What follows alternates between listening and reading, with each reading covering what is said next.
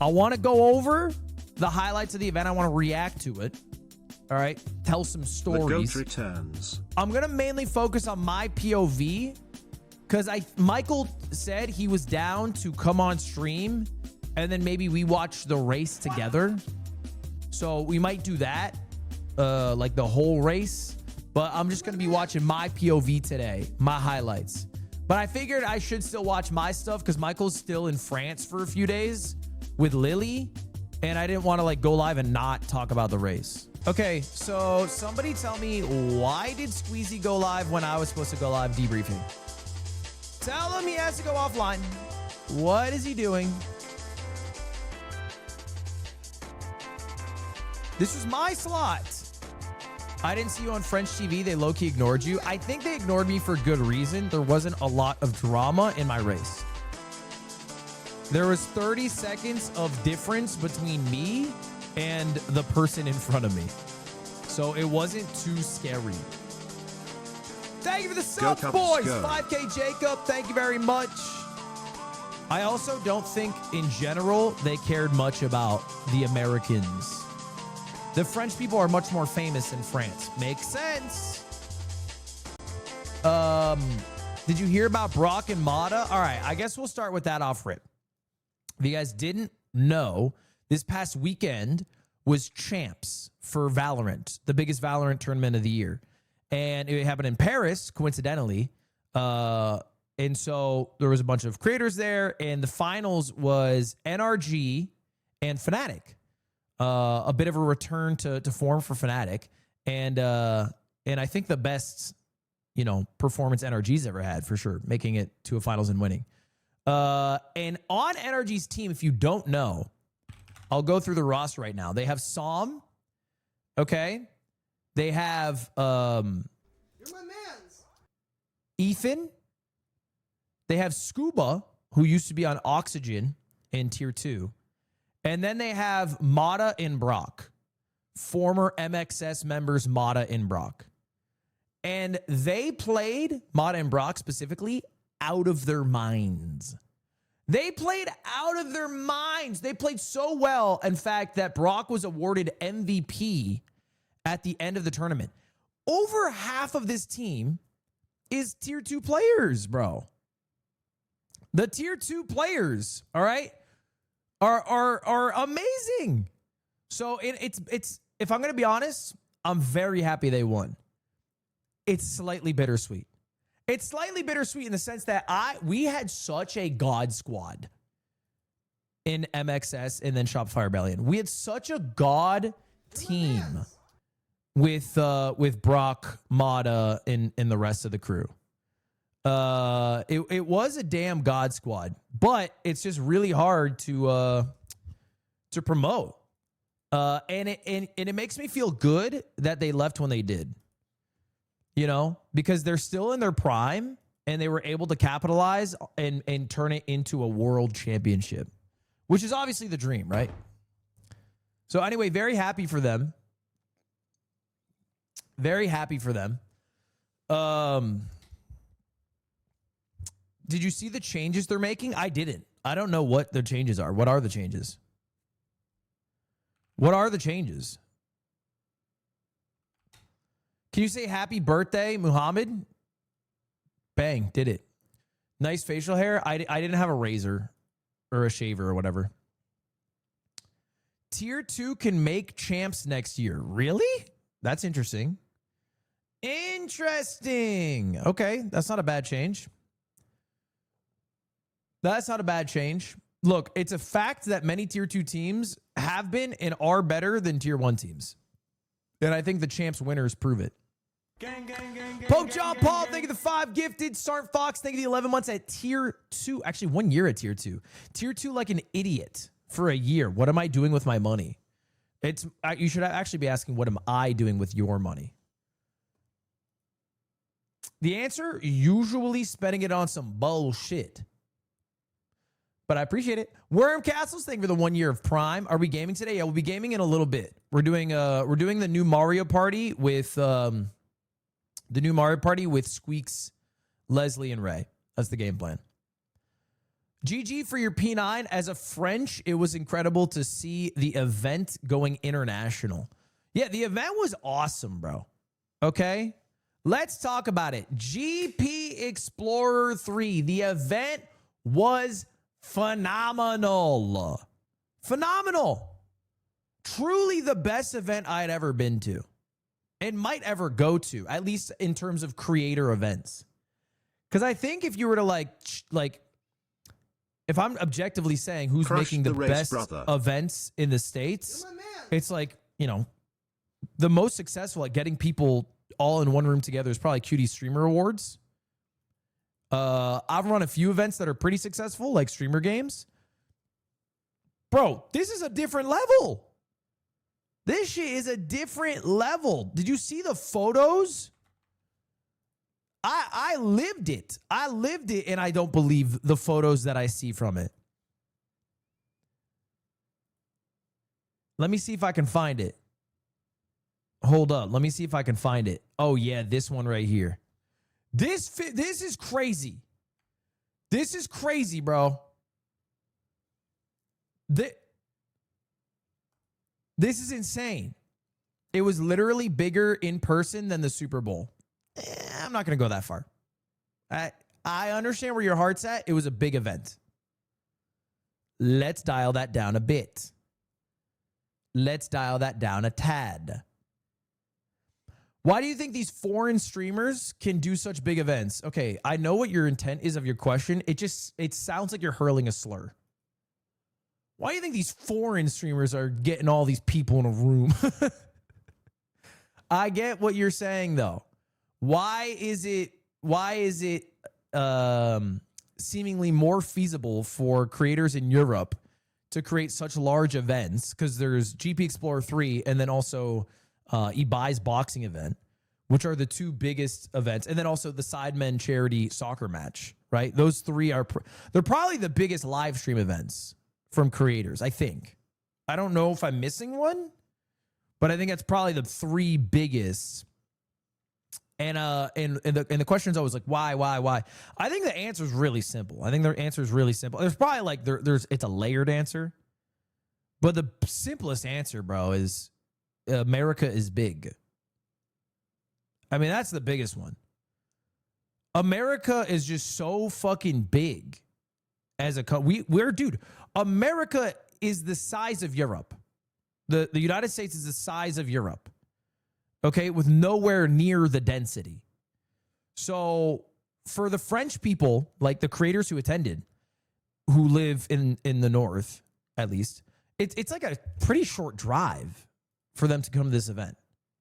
Like, it's a fucking 3-hour drive, not even from Paris. You know, if you did this in the States, where do you do it? Where do you do it?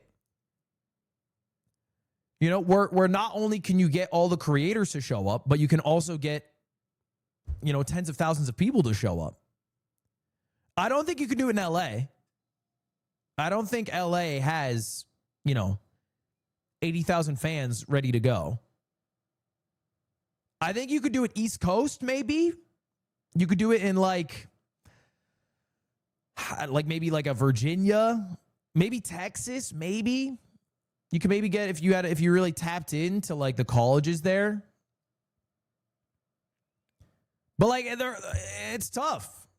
It's tough. It's just a big ass place. It was 200,000 fans, by the way. I don't think it was 200,000 fans.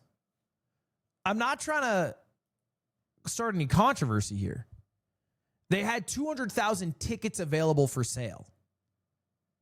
But I don't think, like, if you say 200,000 fans, it implies that nobody bought a ticket for Saturday and Sunday. It was 200,000 tickets across all 3 days. So I think some people doubled up on tickets. I imagine at least one person doubled up on tickets.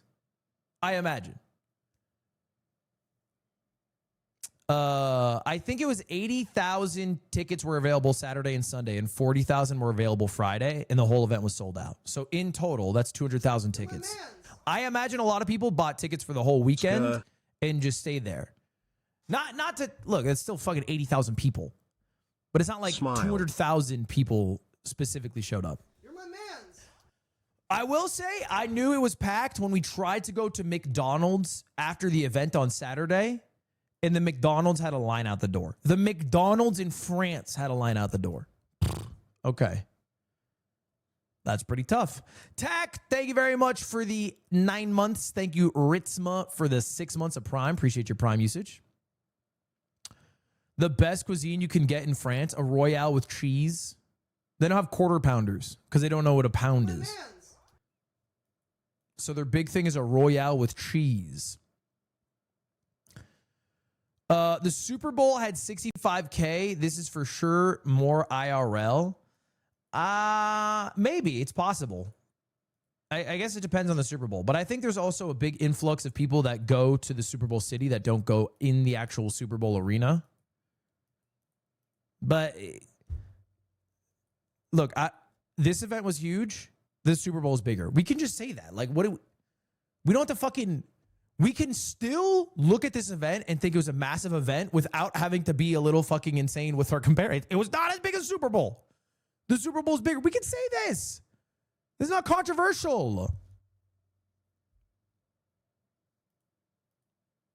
But anyway, you are bigger than Patrick Mahomes. I think I can bench more than Patrick Mahomes. But maybe that's just because the way his body looks. No shot? No shot? Bro, he's like 31 or some shit. I'm 30. I forgot. I genuinely forgot. Holy shit. I genuinely forgot. That was the first time it's ever happened. I genuinely forgot. Fuck me. Okay, never mind. Am I older than Patrick Mahomes? I'm not, right? Patrick Mahomes is 30. Holy shit.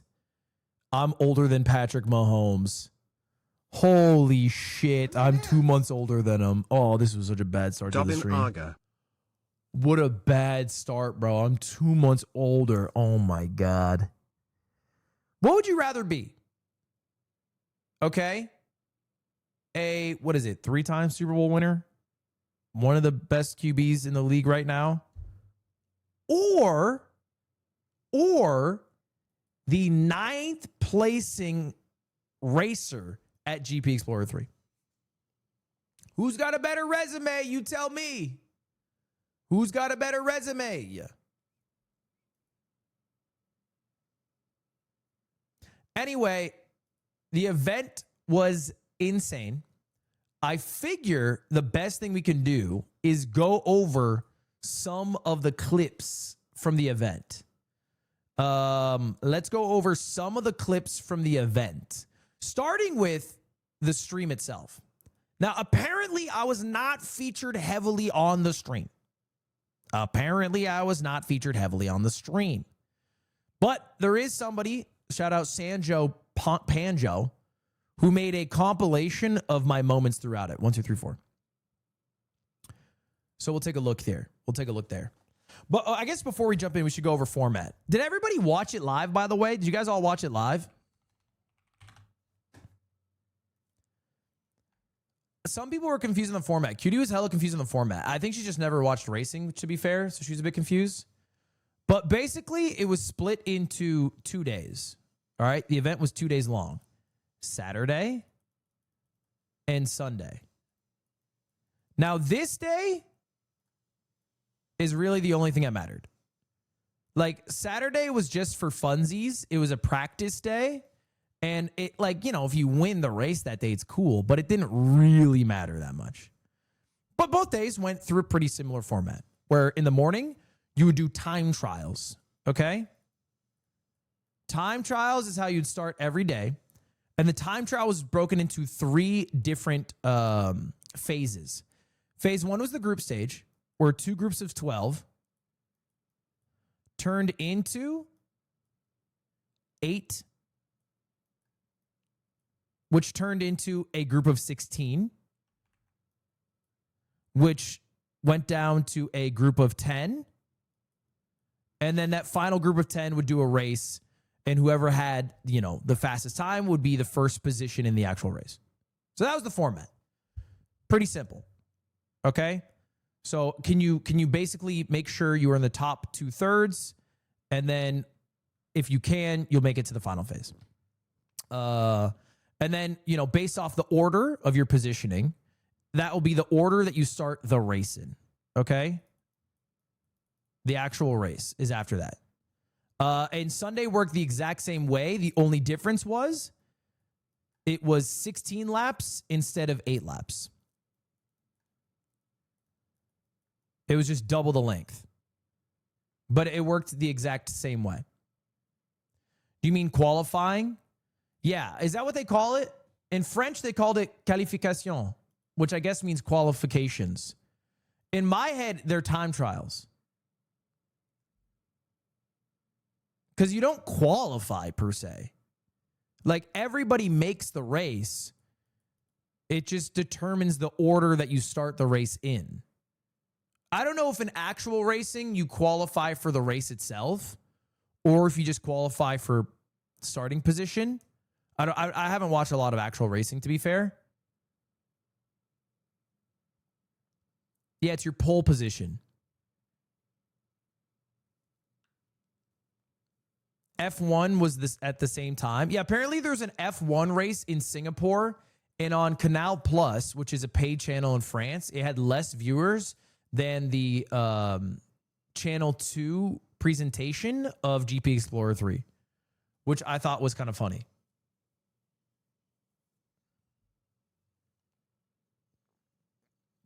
Obviously, it's paid, and there's a lot of other countries that are watching. But anyway, that's how the race worked. So I guess before we jump into the actual race on Sunday, we should talk about the lead up.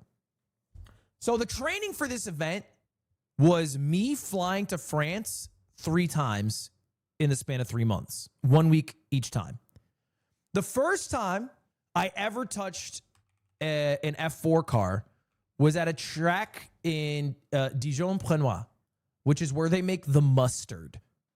That's basically all the city is known for. It's known for, I guess, 2 things. It's known for the mustard, and it's known for the track that looks like, if you see the track from space, a penis. I'm not just making that up either. Here's the track.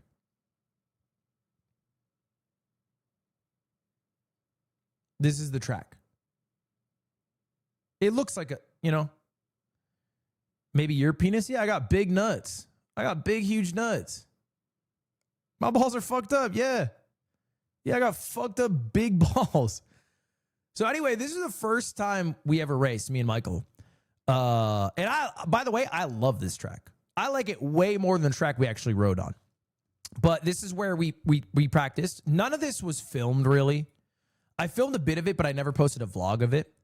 But we spent basically, I think, maybe 3 days on the track learning how to drive. And then went back to the States. Then we went back out to France again last month.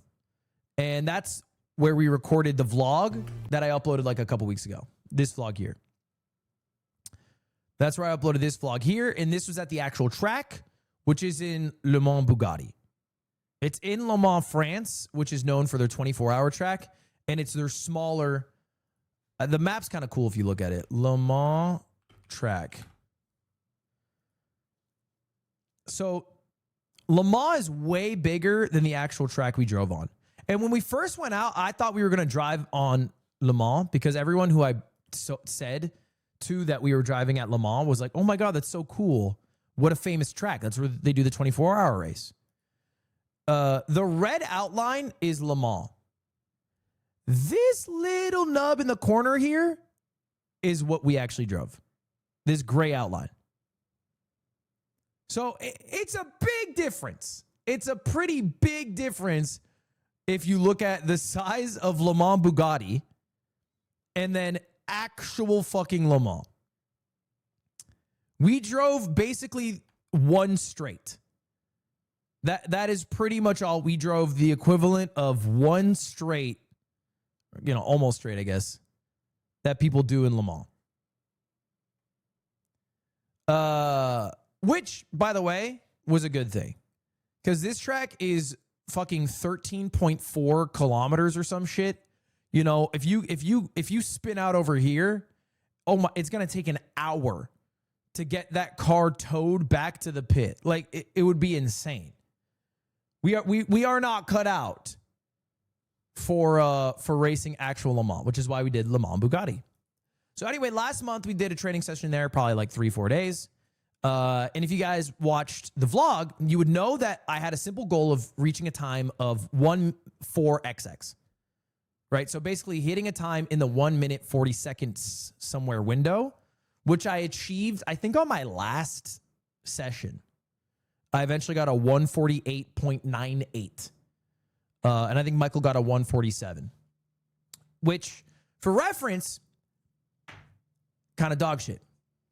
Well, we can call a spade here. That's not good. It's kind of ass from a butt, at least compared to the other drivers. Like the other drivers were averaging 1:45, maybe 1:46, and the good drivers were 1:42. So I was struggling. I think in part due to how slow the track is. I couldn't drill into my head the importance of not gassing early, leaving a turn. That your exit speed was more important than having a higher entry speed or having more speed through the turn. I just couldn't grasp that concept for a while. And so then this week we flew back. We arrived Tuesday morning and we had basically 6 days of driving in a row. Tuesday, Wednesday, Thursday, Friday, Saturday, Sunday. We drove every single day. Some days more than others, but that was the plan. We drove every single day. And I got a lot better. I got a lot better in that time. I cut down my PB. I think my PB before the race started was a 1:46, like a low 1:46, which I felt pretty good about. And I was able to reproduce consistently. And I think, honestly, the racing sim helped a bit. Like that stream that I did where I used the racing sim, I think that low-key helped a little bit. It also fucked me up a little bit. It also hurt me in some aspects, but it helped me on the turns that I was struggling on. I learned that concept of sort of like keeping that exit speed. It hurt me really bad on this turn right here, which we'll talk about later. Basically, the sim is just completely wrong. Like how it feels in real life is polar opposite from how it feels in the sim. So I was like, I had brought habits from the sim to real life, which made me slower at this. But it was enough to improve my time overall. Check my comment on that video. It has 120 likes. Okay. No, I'm not going to like search through the comments right now. There's a lot. It's not even like visible here. I would have to dig through it. My favorite racist you didn't even say is what back your less name than was. 3. Is it this one? It's such a privilege you get to drive in Le Mans. I don't know why I'm so happy for you. Thank you, man. Appreciate that. Thank you, Yeti, for the 51 months. Artie, thank you for the 21 months. Appreciate you. So anyway, we did a bunch of training. I got my time down to 1:46. All right. We vlogged this entire thing, by the way. We'll have a vlog come out soon that I think will be pretty awesome. And then Sleeping in the car's bed prepared you for this moment. the car's bed is what prepared me. And then disaster struck. So if you don't know much about Le Mans, if you ask a French person what they think about the city, they will make this face.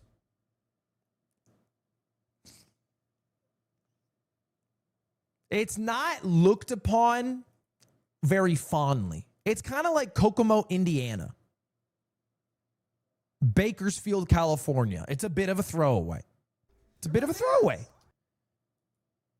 And so one of the things that make it not the most ideal place to live is the weather.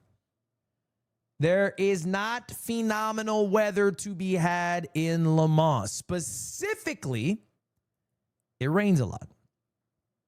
Now, the Friday before the actual weekend of racing started, it was dumping, which was actually a good thing because it allowed me and Michael to practice driving in the rain for the first time ever. which I quickly found out I was really bad at. I was really fucking horrible at it. I didn't know this. When it rains, you basically have to unlearn everything you've learned ever and do the exact opposite. And if you do what you've learned, you will spin out. Okay, what the fuck is even that about? What the fuck is even that about? Apparently, the sections that you drive on, the line, right? The ideal racing line that basically every driver will take, some, give or take a few degrees here and there, general line at some point. They leave rubber from their tires, which is really good when it's dry out because it adds a bit of stickiness to the road and more grip. When it rains, it soaks up all the water and then it makes you just slide out instantly. Like, not even fucking trying, you just slide out instantly. Yeah, it's like driving on marbles. So you have to take a brand new line. I was horrible at this. In practice, I spun out 4 times. By the way, this is the day before the race. The last session I ever had, I spun out 4 times. I went deep into the gravel. I had like a horrible spin out. I don't think I have the footage of it yet. It might be in the vlog, but I had a horrible spin out. I went 200 feet into the gravel. My car was fucked up. Bro, it sucked. It was stressful. And so I was hoping that it wouldn't rain come Saturday. That was my hope.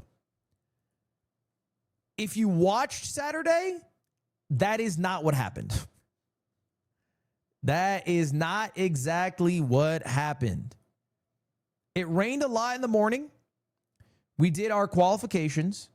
It was dry out during the qualifications. We were sitting in our car at 6 p.m. waiting to go out, and it started raining while we were out there. It was dramatic. It was some serious drama. Now, I figure we can go over some of Saturday. I have some footage from it.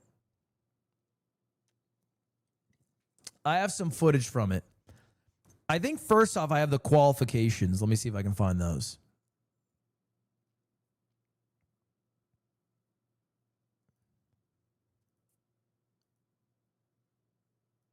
Let me see if I can find the qualification. I think it's this. So in the qualifications, I was actually fucking nasty. I haven't seen this footage yet, so I don't know how good it is. Oh, shout out. This is my mechanic. His name's Bruno. He was my engineer. He ruled. We became fast friends.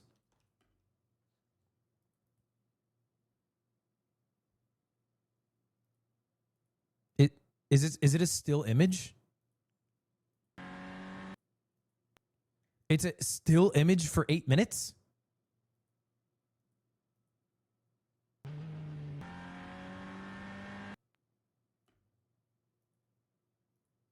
It's dead ass. Okay, whatever. Oh, it doesn't have the times on it. It doesn't have the times.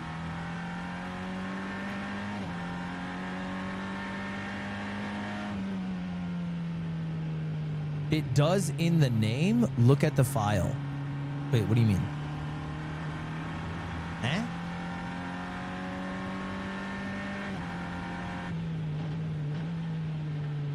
The file name has the time?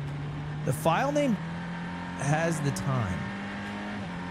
It's in the file. Okay, so I'm going to come clean. I don't know how to unfull screen this.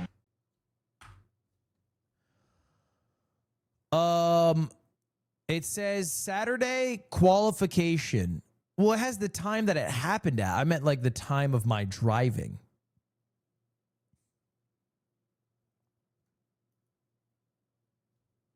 Yeah, I meant the time of the car, not the time that it happened at. And I don't care what time of day it happened. Oh my God, that's a bad line. Yuck! Oh, that was yucky.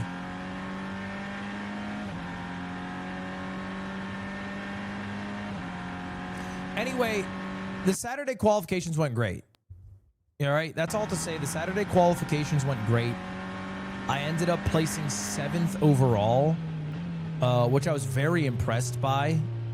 because I think the expectation was that I would finish average, if not below average. And I was the 7th fastest going into the sprint race. And as I said earlier, it rained. It had a sudden rainstorm right as the actual race started. So here's me, stressed to shit, sitting in the rain because I'm remembering how the day before I spent most of my time sitting in the fucking gravel because I was so ass at driving in the rain. You have to do the brand new lines. You have different tires on. Your braking zone is earlier. Your brakes have to be held long. Everything's different, bro. And I just didn't have enough reps. I had no confidence. I had literally zero confidence going into this. Why umbrella if you have helmet? I think there's other body parts that can be affected by rain. I think rain is more general than like specifically attacking just the helmet. It hits everything. The car too. The car doesn't have a helmet. You look terrified. I think that's just my eyes. So anyway, we're in the car for a while. We're getting all situated. We're in this car for like fucking probably 30 minutes total. And I'm going through mentally what I need to do. And then if you guys didn't watch the race, this is the Saturday sprint race where it's raining out. The track is wet. I'm in 7th position, which is a really good start. It's a really, really good start for the race. If I'm able to just hold my position, I will finish this race top 10, which is when this happens.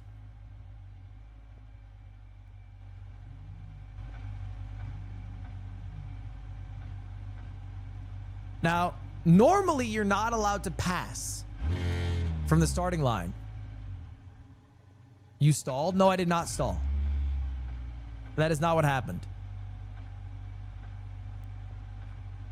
There's this, I don't know what causes it. I genuinely have no idea. Guys, you can tell I didn't stall because the engine's still running. When you stall a car, the engine turns off and you turn the car back on. What happened is I couldn't change my gear from neutral to first. And this happens sometimes. It's happened to me before. I don't know what causes it. But basically, the car will not shift to first. It just doesn't work. Like I'm pressing the paddle. I have my foot on the clutch. It's just not shifting to first. That's when it's an anti-stall. So usually what happens, because this happens sometimes, is your engineer's nearby, you're in a practice session, they kick your back wheel. If they add a bit of like momentum to the car, that allows it to shift. Me, I started fucking panicking. I kept trying to shift. I turned the car back off and on a few times. Eventually, I think you might be able to see it in the camera. I started physically shaking the car with my body. And after like 20 seconds or whatever it was, I was able to shift it into first gear. But because of that, I went from starting position 7th to 16th. Yeah, you literally see me trying to shove the car, which ended up working. I went from 7th to 16th. Which is so, it was so, because I was so lasered in on the rain that I didn't put my car into first while I was there with the engineer, which I should have done. I should have done that. That's what I should have done. I should have started the race already in first, but I was so focused on the rain that I didn't think about it. Now, normally in a race, when you do the start of the race, we're doing 2 warm-up laps. At the end of the 2 warm-up laps, we all go side by side and we start the actual race. And if for whatever reason you stall at the start, you're able to catch back up to your position. So I don't think you can hear my comms, but my guy right now is in my ear saying, okay, Ludwig, it is time. You've fallen 9 positions. Let's pass some people and try to catch up. So I go to pass here. I get fucking flicked off by Theodort. I believe this is Theodort. I go to pass him. He fucking flicks me off, passes me back. Mind you, I'm being told. Oh yeah, here it is. Mais putain, il me laisse pas passer. Oh, you can hear us. You can hear us. Tu peux passer à droite tranquillement. Attention, hein. Smooth, soft, soft. So Okay. he's saying you can pass on the right. Be careful. Smooth, soft. I go to pass. Mais putain, il me laisse pas passer. And I go, well, fuck, he's not letting me pass.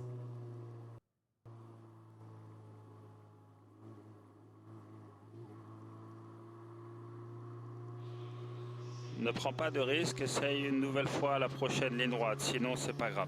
And he says, don't take any risks. Let's try it again on this next straight here. If it doesn't work, it's not a big deal. Yeah, there was a glorious rainbow.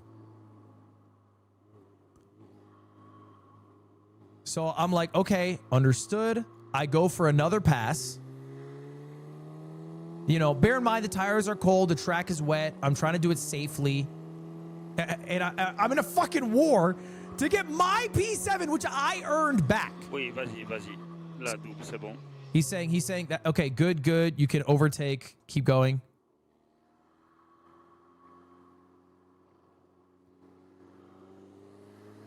So I'm going for another pass. The issue is on all the straights, everybody's fucking gassing it. So it's not super easy to pass. Ok, Ludwig, on va garder la position si c'est pas possible, ok? Un tour supplémentaire behind safety car. And then he says that. He says, we're going to hold this position.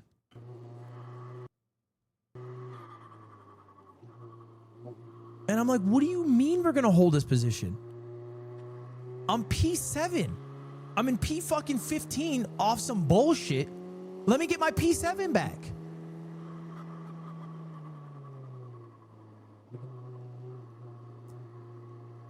Now, here's the issue. It turns out that I was actually not allowed to pass people. Normally, at the start of the race, in the starting laps, you are allowed to pass people and get back to your position. Il faut passer encore, non? And here I'm saying I'm supposed to pass right now, right? Non, terminé. Le départ est donné. Sous safety car, pas de dépassement. And he says, no, terminated, not allowed. It's a safety car lap. You are not allowed to pass. Garde la position. Hold your position. I'm not, at this point, I'm fucking tilted. I'm fucking tilted. I'm like, what do you mean? We literally talked about this at the briefing, this exact scenario, and I was told I am allowed to pass to retake my position. That's what I was told. What I didn't know is that they did not start this race normally. If you watch a sprint series, because of the rain, they were very Je peux concerned. passer? I keep asking. I'm like, can I pass? Est-ce que je peux passer là? Can I pass here? He's not answering me. Non, pas dépassement. And he says, no, Safety car encore. no on ne passing. plus. La course est lancée derrière le safety car. Plus de dépassement. On va attendre que No le more safety... passing. You have to be behind the safety car. Je suis baisé? And I go, I'm fucked. Non, la position elle est figée. On doit attendre que le safety car rentre au box. I'm fucked. I got fucked. I basically got fucked. Now, here's the reason I got fucked. I did not get fucked because normally you're not allowed to pass or whatever. I got fucked because they changed the rules because of the rain from a normal start to a safety car start. So what this means is the first 2 laps actually count. And although the procedure is almost identical, we follow a safety car for 1.5 laps. The safety car leaves. The leader is now in charge of the pace and the rhythm of all the other racers. You're not allowed to pass anyone until you pass the line. Although it's the same exact, basically, ritual, because it's a safety car lap and these laps actually count because of the rain, you're not allowed to pass in these. Normally, you do 2 warm-up laps that don't count, and I could take my position back. But because these laps count, I'm not allowed to. And I didn't know they were doing this. I think they made this decision last second because of the rain. Okay, Ludwig, I did not know safety this, car in and I this asked lap, other don't racers. They overtake did not before know the that white these line. laps counted Attention, really either. attention in the turn 1. Nobody Please knew keep these the laps distance. counted. I can pass. No, before the white line. And after, attention in the turn 1. Probably you have another car, lose the control in the front of you. Didn't the engineers know? No, because my guy in the radio told me I was allowed to pass, which he was wrong about. So he told me in my radio at the start, you can pass, and then amended what he said the second warm-up lap or whatever, the second safety car lap, and said you cannot pass anymore after presumably he was told by somebody. So, bro, it was confusing for me. Passer ou quoi? And I'm sitting there, I'm fucking confused. I did not understand that these laps counted. I did not understand why I couldn't pass. So I asked fucking 8 times. I'm like, can I pass now? Can I pass? Can I pass? Can I pass? Every time, nope, you cannot pass. I was like, what do you mean? No overtaking before the white line on the straight pit, okay? So, although I did amazing, and I'm really proud of how well I did in the qualifications. Like 7th overall, I thought was really, really good. I got my personal best, I think fastest time ever. Like I think I got a 1:45 in the qualifications. Like I did great. I lose all the advantage. I'm now P15, right? You know, worse than average. And I for a reason I didn't know until after the race, not able to take my spot back. Now this fucking tilted me. The race is start now. La course lancée, Attention T1. This attention, fucking virage 1. tilted me, bro. I was angry, bro. I was angry. I was tilted. And the issue is when you're angry and tilted because you think you deserve to be at a certain spot, you do too much. Okay, release the brake. Put the first gear for So I instantly spin out. Instantly spin out. Because my head's not right, bro. My head's not right. I'm fucking upset.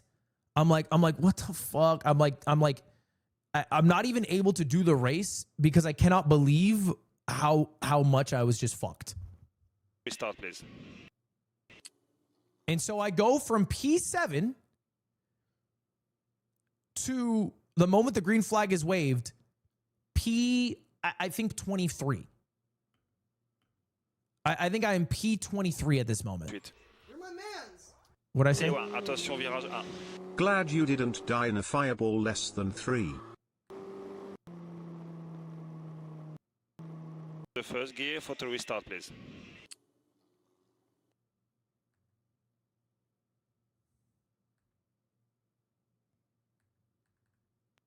I think the camera stops when you don't move for too long.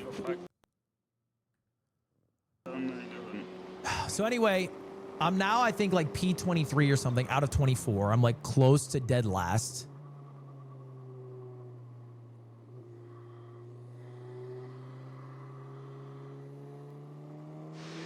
Okay, jaune, on ralentit. Jaune, on ralentit. Slow down, please, slow down. Next corner. Who's 24th? I don't know.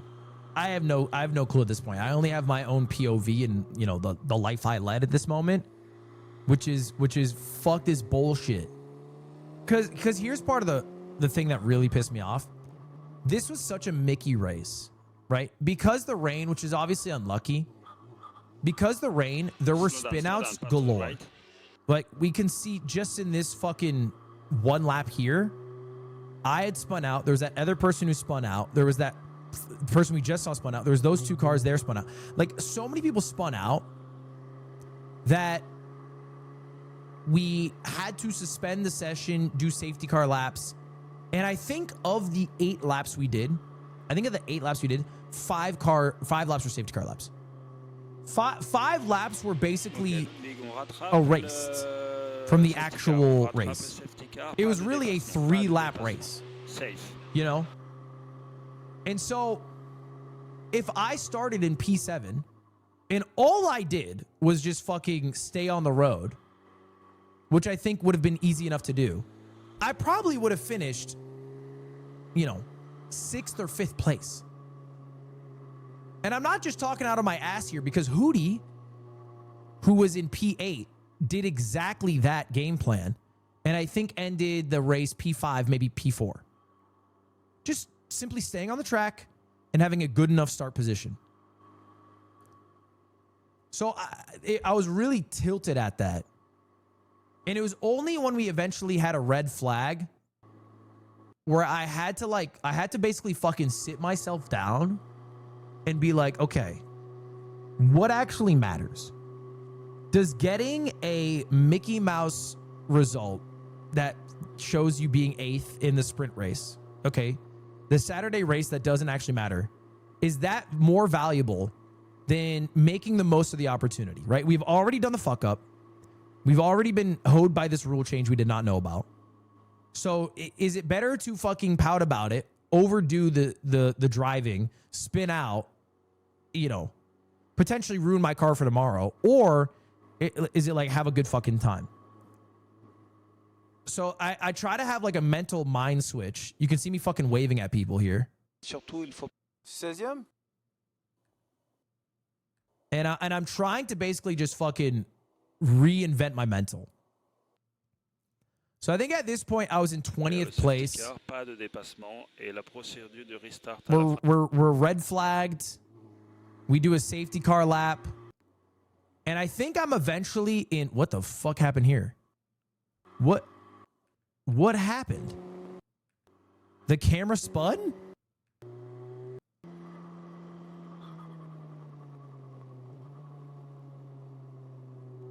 Oh, there's a different POV. Can you swap POVs? Wow, I didn't know there was multiple angles. What the fuck? That's fire. Well, anyway, I was in 20th place. I think during the second to last or possibly last lap. I was in 20th position overall. You can literally see the other 3 cars behind me, and then I think one person had been DQ'd from the race. Okay. Like, these are the only people behind me. And I was actually very proud of myself because I was able to go from 20th place to, I think, 14th place overall in literally 1 lap. I think this lap right here, which maybe is the last lap, I climbed 6 pole positions. Thank you for the subs, boys. Tequila O'Neill, thank you. Tenacious Aussie, thank you.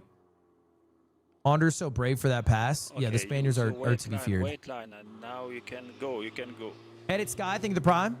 So we passed 1 there. Obviously. Yellow flag. Spit out there. We do speed now. You can see these people are on my fucking tit. Just on my ass. There's another spin out. We get another position. So we're kind of even because we got passed by 2 people. We passed 2 people. So I think we're still P20 here.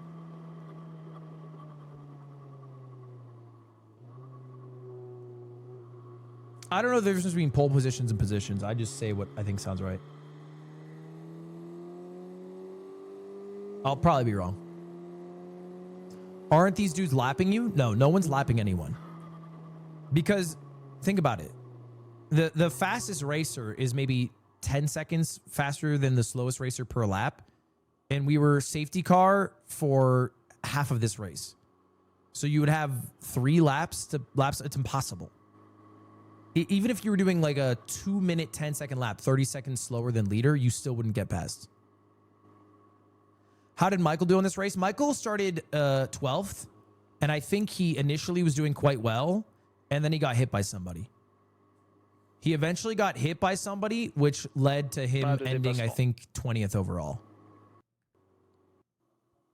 Oh, we got red flagged again. I forgot about that. We got red flagged again. I think I'm 22nd here or some shit. This race was really a Mickey Mouse race. And that's what I was telling myself to feel better about it. I was like, it would be cool to end at a high position, but like, I don't think there's a lot of skill involved in this race because of how many safety car laps we had and how many red flags we had and basically how much the rain dictated what happened. I think it was a lot less, you know, racers' abilities and a lot more, hey, don't fucking spin out in the rain and you're fine.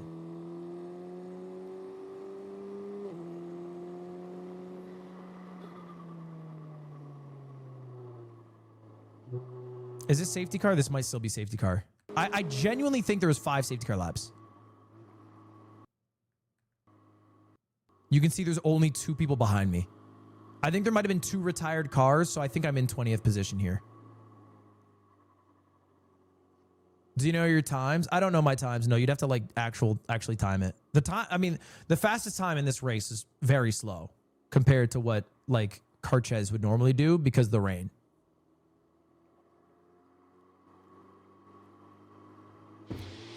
Okay, green flag, Ludwig. Drop All right, so I think this is the lap. This is the lap where I go a little beast mode. Attention to the left. That's an easy pass. All day. Okay, great job. Let's go. I take this because I was thrown off. I don't get in any position. This is legal. Track limits? No. If there's a yellow, you are allowed to go off track limits as long as you don't gain any time from it. First time chatter, mods get him.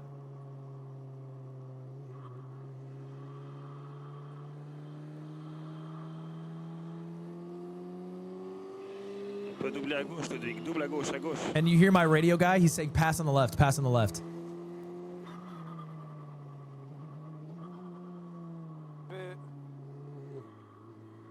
I don't know what the fuck I just said. I just go, bleh. When do I start passing, motherfuckers? Come on, baby. Get in this bitch.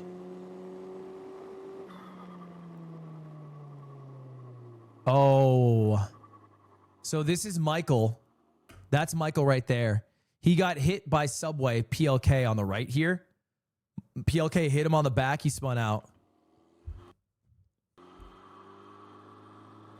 And I think this is the last lap. So I've passed 3 people from no skill of my own. I've literally passed them just by sheer virtue of them spinning out. Holy shit. I get cut off by PLK there.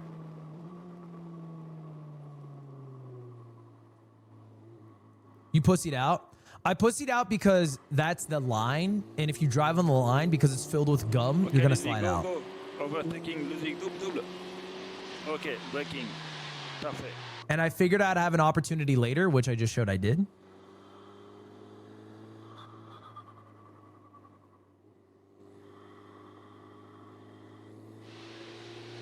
Drapeau jaune. Pas de dépassement, Ludwig, pas de dépassement jaune. And then he's saying right here, yellow flag, you're not allowed to pass. On réduit la vitesse à droite, on passe à droite, attention. And there's the finish. So that was the race. I literally gained 6 positions, okay. passing 1 person and then passing 5 people who spun Race out. is finished. Good job. The race is finished. Stay in this position, please. So that was day 1. It didn't go exactly how I was hoping it would go, but it wasn't the worst experience. But it was a lesson that I will never forget, which is have your car in first always instead of having it in neutral and then changing it to first. I basically, from that moment on, because usually what they do is a minute before the race starts, they have you turn on your car. I stopped listening to them. If they would say turn on your car a minute before, because the issue of having your car in first for a minute is that you have to push down the clutch for a minute, which is a pain in the fucking ass. So instead, I would just turn my car on 15 seconds before in first with the clutch pushed down. That kills the gearbox, but okay. Dude, shut the fuck up. What are you, the fucking mechanic working on these cars? What are you doing here? I don't give a shit, bro. If the car explodes the moment I leave the track, I do not care. If I hold the clutch down for 20 seconds so I don't risk not being able to get out of neutral, I'm happy with it. Anyway, then we get to Sunday. Now, Sunday's actual race day. It works exact same as Saturday, where we have 3 qualifications, 2 groups of 12, which goes down to top 8, then 1 group of 16, which goes to top 10, and then our final top 10 race. Now, the good news is Sunday had beautiful weather. The bad news is I was a little bit risky. I was a little bit risky with how I was driving. Not in the sense that I was like driving recklessly, but I was taking a long time to heat up my tires. This is me mentally driving to Cam's mom's house. You can see me locked in. I'm getting there fucking hella fast.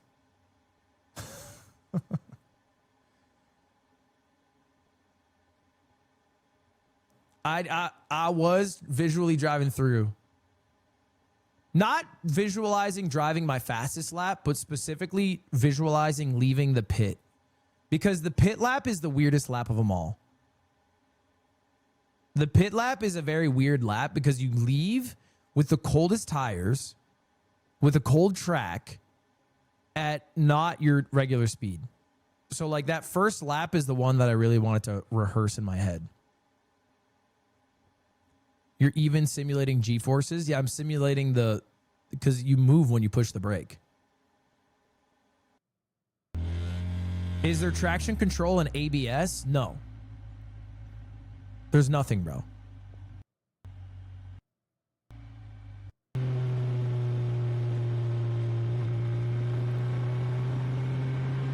So Sunday, I start driving, and I took it real easy. Were you nervous at this point? I was almost never nervous in the car, no.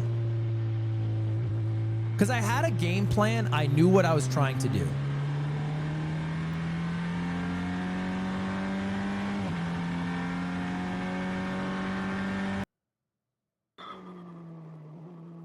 Is it fun to drive? Dude, it's so fun. It is one of the most fun experiences I've had. It's just very fun to drive. So when you start the day out, the sun doesn't come out for a little bit. And so the sun hasn't had a lot of time beaming on the track. So the track's a bit colder. Your tires heat up from friction. So if you haven't, slammed on the brakes, then your tires are going to be cold. Basically, you have to spend a good amount of time heating up the everything, right? The tires to make sure you have more traction going into everything. Welcome back. So I took it very easy. The way it works is we all have 16 minutes to get the fastest single lap time. It doesn't matter if you get one fast lap time and then, you for the rest of the 16 minutes or whatever it is, you're slow as shit. As long as you get one fast lap time and you're in the top 8, you'll move on to the next section. You can see me waving everybody on. Can the tires get too hot? Not in this. I mean, maybe if you're fucking driving in Abu Dhabi or some shit, that's a concern. I think the brakes can get too hot. The brakes can get too hot and then they can stick. But I haven't run into tires getting too hot. I'm sure it is an issue probably at F1.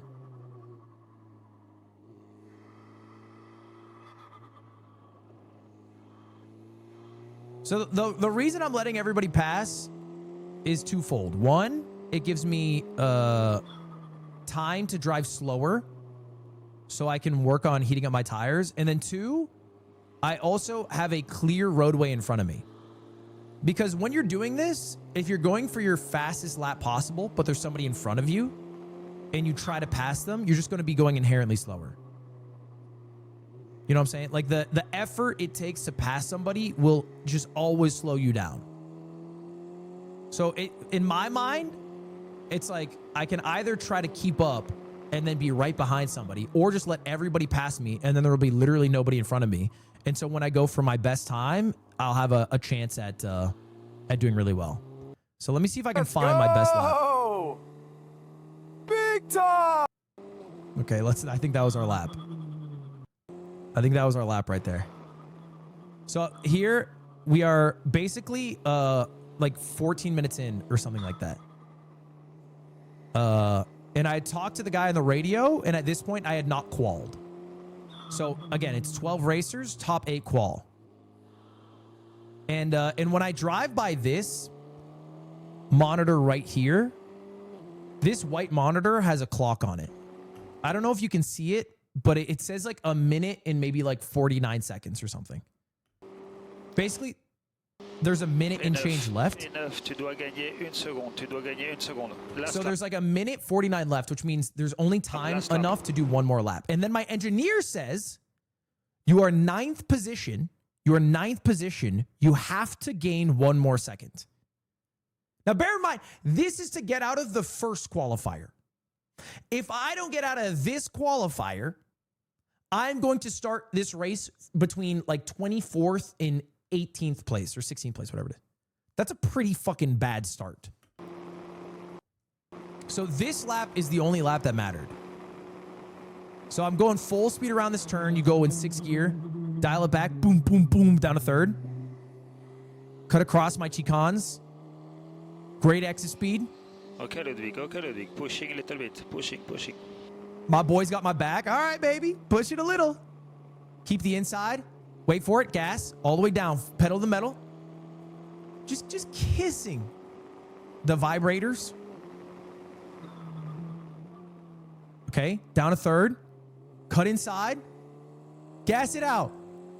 Beautiful. Probably could have gassed earlier. It's okay. 4th gear. 5th gear. Big brakes down to 3rd. Slow on the first turn. Really crank it on the 2nd. Cut across if you can. Nice. That's beautiful. That's beautiful. We're in 6th gear here. Try to brake as late as possible. 4th gear going across the fast chicans. Your 4th pedal to the metal.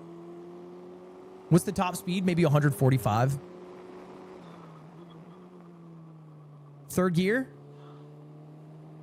You go flat out. Release. Cut inside. Oh. Playing with fire. Early break point. It's okay. Don't choke the ending.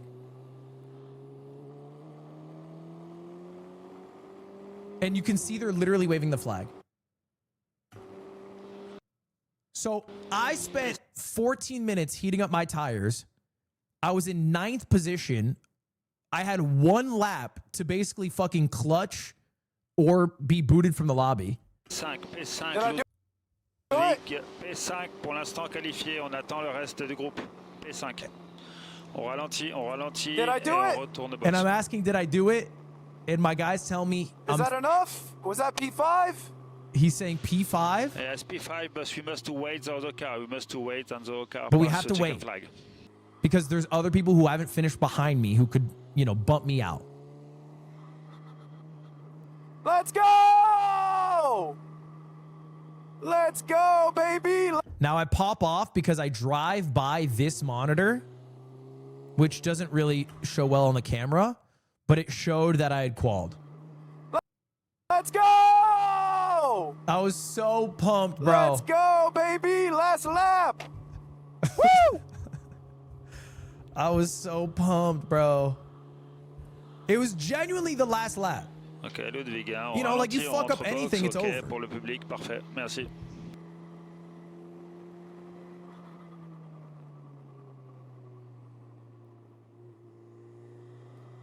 Let's go! Our whole door was popping off. That's dope. Big time! I'm waving out. I'm feeling myself. And so I've qualified to the 2nd round, which is the round of 16. So 16 racers are all going to be on the course together. Top 10 will move on to the final qualifications. Let's go, baby! Did you choke? Quite the inverse. I clutched out of my mind. So now let's go to our 2nd qualifications, which are here. So we almost go right out. Like there's no time to chill. I get back in my box. I have to sit in the car the whole time because I was group 2 And because this second race is with everybody, I'm instantly back out. Michael also qualified. And I basically went with the same strategy of taking some time to warm up my tires and really like feel some comfort on the race course. But I was also understanding that my tires were already hot. So I started to push a bit earlier than the previous session. I started to push a little bit earlier than the previous session. Let me see if I can find the clip. Oof. Missed that one there.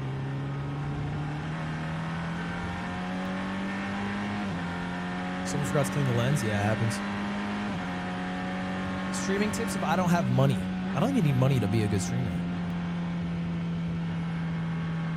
I would be funny. That's what I would do.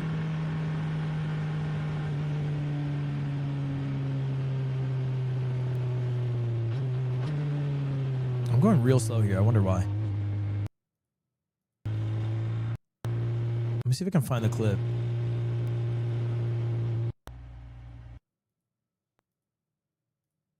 Where is the clip? Oh, I'm on the wrong audio track.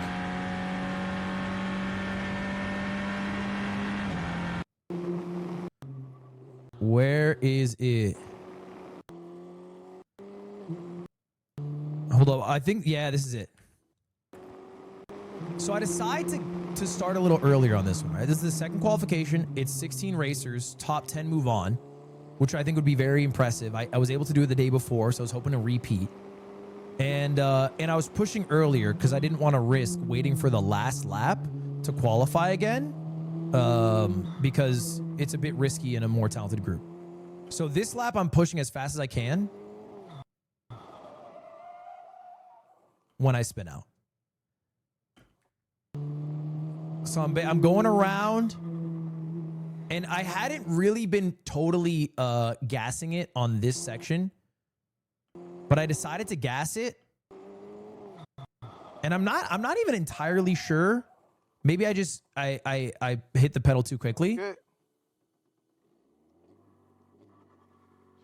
Ok, Ludwig, allez, moteur en route, on repart à droite, on repart à droite. Allez, ok, Ludwig, regarde s'il y a personne arrive, hey, let's go. But I spun out. My driver's or my coach he's telling me, okay, just wait. Il reste un tour.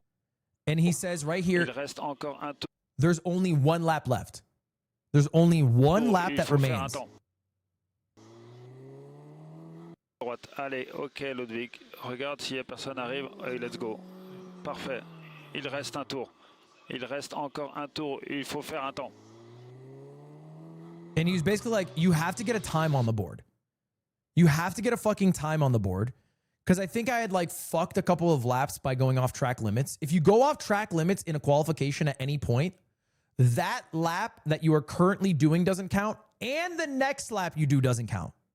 It erases 2 laps. I think the logic is you could have a higher exit speed if you were to break track limits, so you can't count the next lap.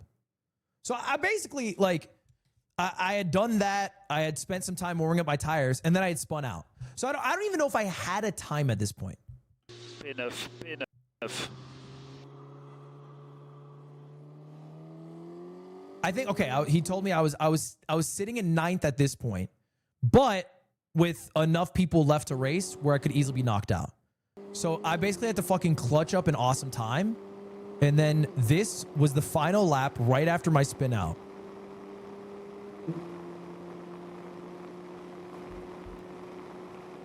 Max speed. Good turn. Staying nice on the right, 3rd gear. Nice exit. Looks good to me.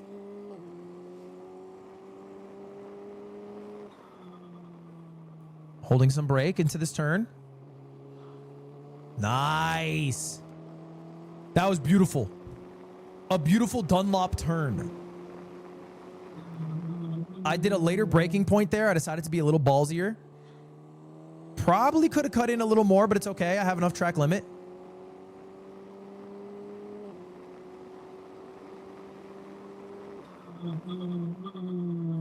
Try to keep more speed into this one. Gas it a little early, though.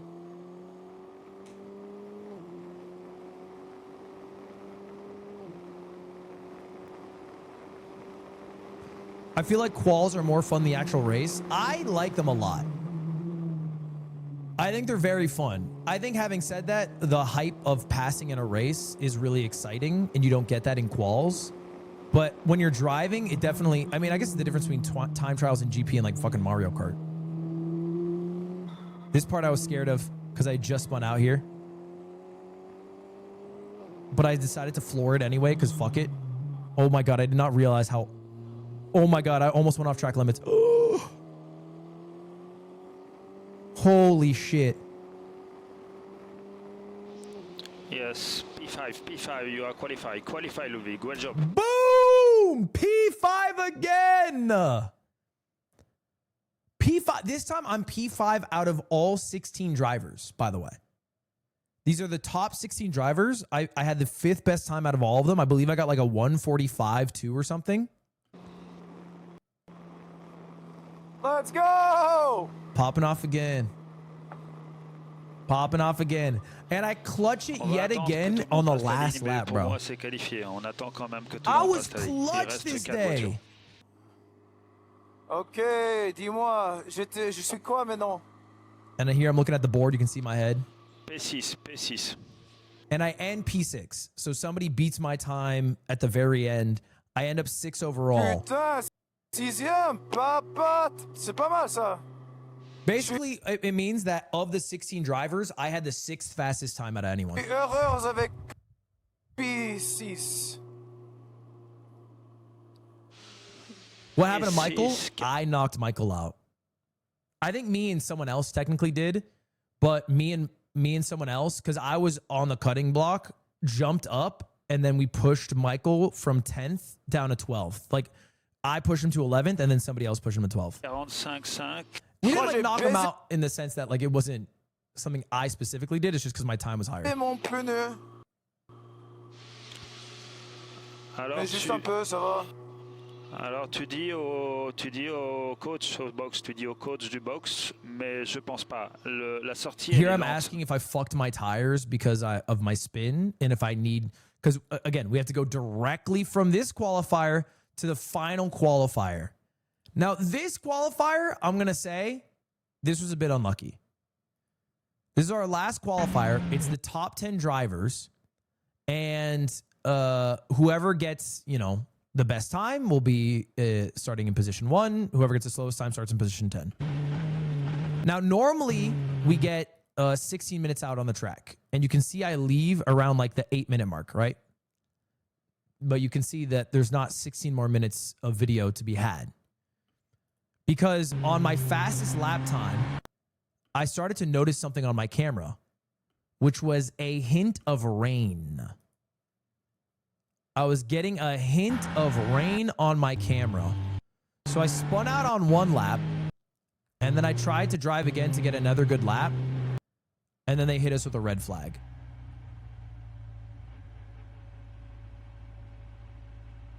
This is Saturday, actually. This is the wrong day. Yeah, right here. Yeah, you can see it started to rain. And the issue with rain isn't that you're not allowed to drive in the rain. It's that if you're driving in the rain with dry tires, it's going to really fuck you up badly. So I just lost control of my car there. I got passed. I decided to go for a fast lap.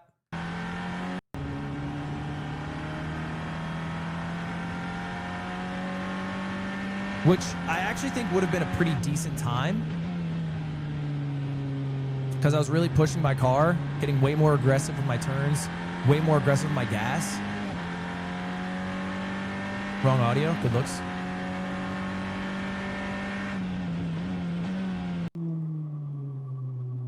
I was actually doing really, really well on this lap, to be honest. They might have counted that as an infraction. Sometimes they're generous.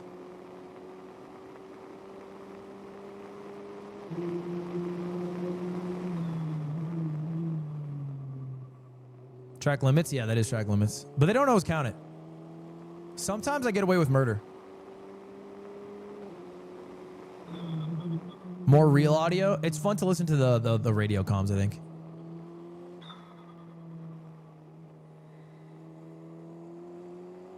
I was so happy with this lap, bro. We lost a bit of control there. I'm like, okay, this is a good lap. Finish strong. To the left, to the left. Sorry. And then I lose control. Pas de problème, Ludwig. Allez, démarre le moteur. Démarre le moteur. I was so mad. Because it was actually a really good lap. But the issue is that little bit of rain made me lose control when I went over the... Because these little colorful pieces are made of plastic. So even though it was barely raining, just that little bit of water... Pass to the left, to the left, to the left. Sorry. Very late comms. I don't think the comms mattered. I saw the car was there. I was trying to go on the left. Pas de problème, Ludwig. Allez, démarre le moteur. Démarre le moteur. So I ended up finishing. I think my time was quite slow. I think it was the slowest of anyone who finished. But there were 2 racers who didn't actually even finish. So I ended up, I think, 8th overall. Because 2 racers had so many track limit infractions that none of their laps counted. And then we cut the session early. I think it was only like a 6-minute session. So I ended up 8th overall in the qualifications for the final race. And I guess we can watch the final race now. Should we watch the stream highlights or should we watch my POV? Maybe better to watch my POV, no?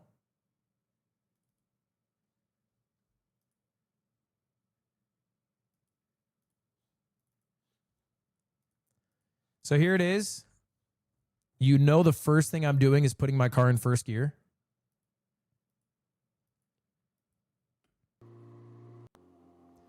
Now, there was a huge wait at the start because SCH's engine, you guys probably saw that. SCH, one of the drivers, had a bunch of smoke flying out of his engine at the start of the race. He just had an engine failure. And so they literally, over the course of 30 minutes, did an entire engine swap while we all waited in the pit. Because that happened, although the weather was very nice, we started the race the same way we started the previous one the day before with 2 safety car laps. That counted. It was the turbo. I see. So these 2 laps counted, and you weren't allowed to pass during them, and it wasn't a normal race start.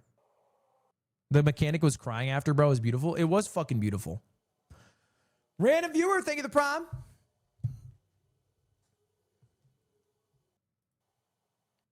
So we didn't get... We were in the car for like a clean hour, just sitting. And I think... Is this the actual start? Yeah, so here's the actual race start. Or no, sorry, this is still a safety car lap, I think. Yeah.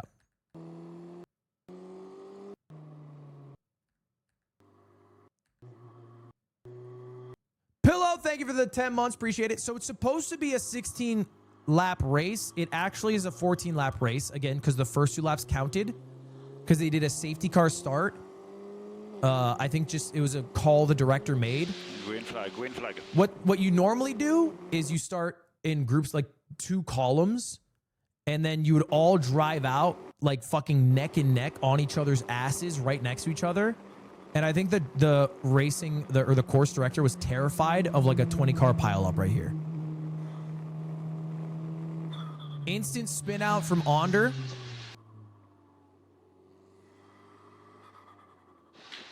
Okay, excellent. Here I get passed by Max Biaggi. Vas-y, tu repasses, Ludwig. Parfait. I repass his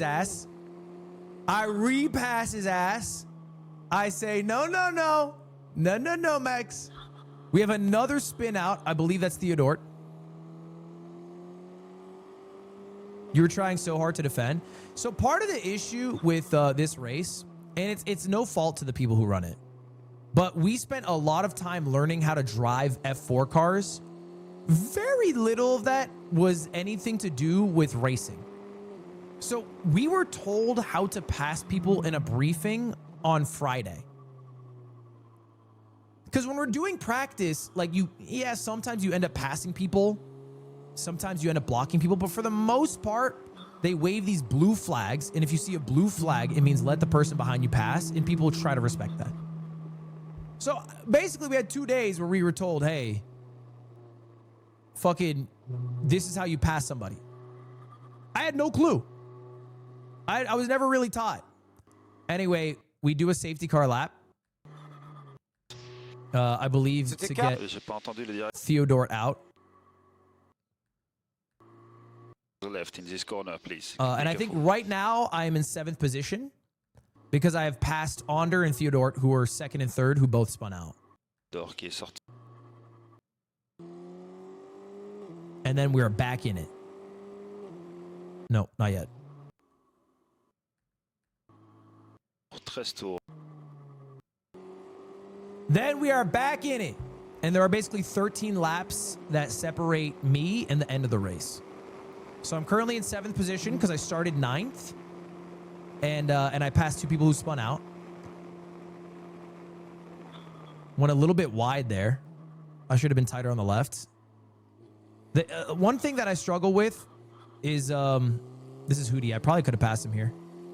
I struggle with racing behind someone because what happens is you end up looking at the car like naturally as a human in front of you, and then you do what they do. And so Hootie's doing like really bad lines right now. And so I'm just naturally following these really bad lines. Oh yeah, I did start in 8th. So I guess I'm in 6th position here. Another bad line.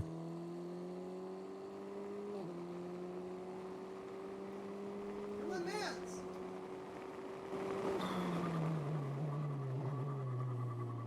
Here I have some dreams of passing Hootie. I guess. Parfait, Ludwig, parfait. Allez, on se rapproche, on garde le gap. Suis la voiture devant, il faut rattraper. And my coach is saying, all right, follow the car behind you closely. We got to pass. Race my race, I'm gonna ask for the car. I don't know if you guys can hear that. racist. You're going to hear that a lot. I said, I am the master of my car. I said it every lap. I said it every lap. I'm not even being sarcastic. It was basically like a way to keep me mentally focused on the race because it's a pretty long race. It's like a 30-minute race here. And there's a lot of things that happen during the course of a race. You can see there's a lot of people behind me itching to pass. There's a lot of people, there's a lot of things that happen that throw you off. Tu as une voiture à droite, tu as une voiture à droite, Ludwig. So what's annoying about this is that this is the fastest part of the course. You are flat out the whole time. Because somebody's passing me on the right, I have to let them pass me. So I have to let off the gas. So I end up losing probably like just 3 to 5 seconds right there. Just by letting off the gas to allow him to pass me. Because otherwise, I would have just fucking killed him and myself.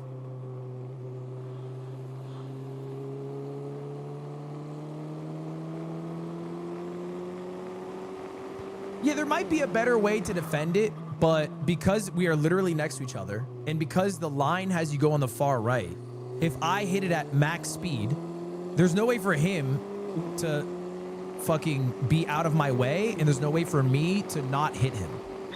So I decided, like, and by the way, there was a small rule in this race. It was an unsaid rule that actually ended up being broken, but it went like this. Ludwig, you turn Don't in be the the same person time who that the hits car in squeeze. front of you. You can follow him, you can follow him. Okay, so is there an opportunity where I maybe could have defended that turn and stopped squeezing for massing? Possibly, but I'm not going to be the guy who in his first ever race blocks Squeezy and then crashes into him and then fucking ruins the event for him. That's not what I was going to do there. So I let him pass me. But the issue is now Hootie, who I was very close to in those first couple of laps, is gone. Because I've lost so many seconds not being flat out on that straight. It's really important to be flat out on that straight.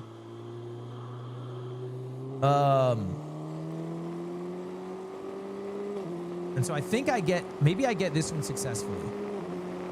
I think this one I'm able to successfully do flat out.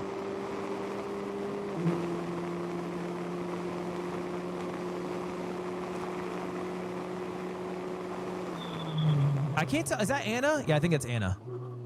So now I have a new problem, which is that I have Anna and Onder behind me. This is right behind me. These are two of the fastest racers in the whole group. Like, I think Onder he got the second fastest qualifying time. I think Anna had a bit of an unlucky spell, but it was also crazy fast. Like, these racers are a lot faster than me. And so I'm trying to hold them off for basically as long as I can. Luckily for me, there's a bit of infighting amongst them, so I'm able to do my race without too much concern here. The Alpine girls were so fast. Yeah, Anna and Catsup were crazy fast. This is Bagheera, who actually impressively outmaneuvered both of them.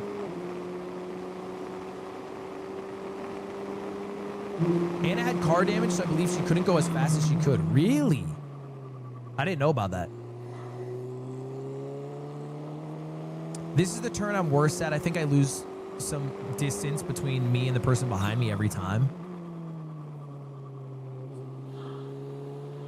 There as well, I was a little bit late. You see they're slowly gaining on me.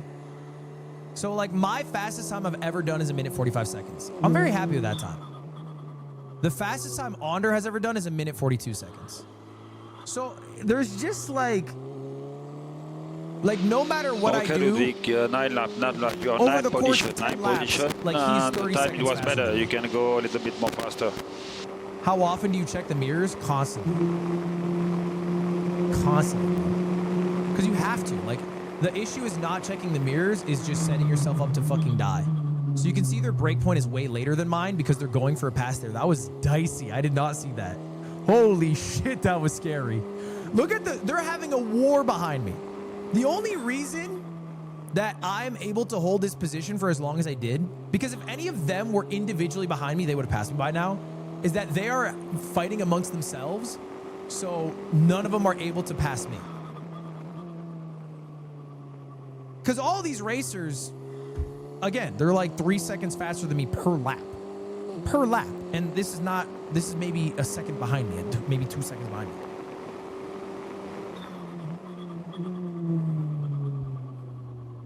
This view's insane. Yeah, I didn't get to see this view. I mean, like, a little bit looking through the mirror. If you're wondering what's in front of me, the answer is nothing. There is literally nothing happening in front of me. Because I got passed by Max in Squeezy. I had to go slower in that. And then everybody else in front of me just has way faster times. So the difference between my finishing position, which was 9th overall, and 8th overall was 28 seconds.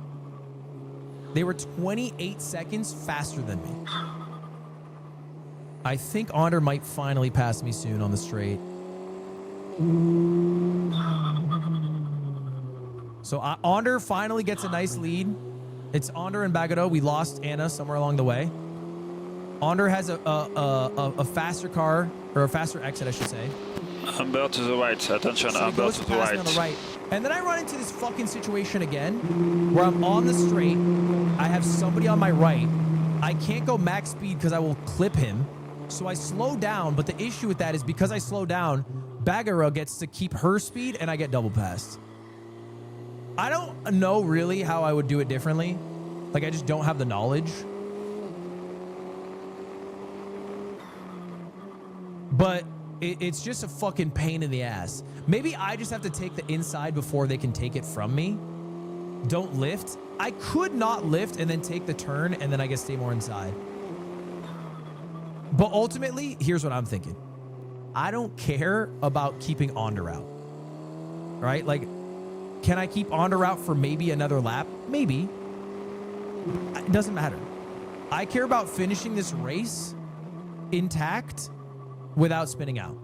If I'm able to just hold my position, I will get top 10. I don't think, no matter what I would do, I would be able to hold Onder off from, like, beating me out over the course of 8 laps. I don't think it's possible. He's much better than me at driving. His times are much faster. He would eventually do it. So I could have been more aggressive, but I had the logic of, we had a great starting position, P9, or I guess P8.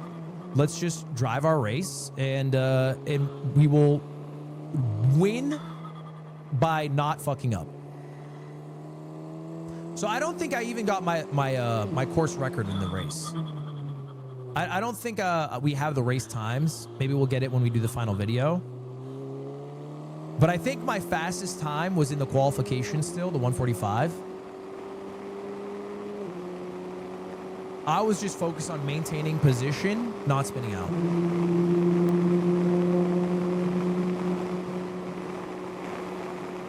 You can definitely see you're a bit scared to have speed in the corners. I'm definitely a bit scared, yeah. That was a really bad turn 1 here. I was way too far left. I think I was just scared to crank it right. How distracting was the sun? And see, that's the strat right there. That's the strat right there. That's the strategy. I think that was Bagada, I believe. So again, I don't need to pass people from being like out racing them. If I just stay on the track, I will beat people. +1. I believe this is Leia in front of me. And I believe that I'm lapping her. So she allows me to pass. I think it's the only time they really wave the blue flag, which is the flag to pass, is when you are lapping someone. Because there's no reason that you should ever be interfering with someone who's a full lap ahead. It's just...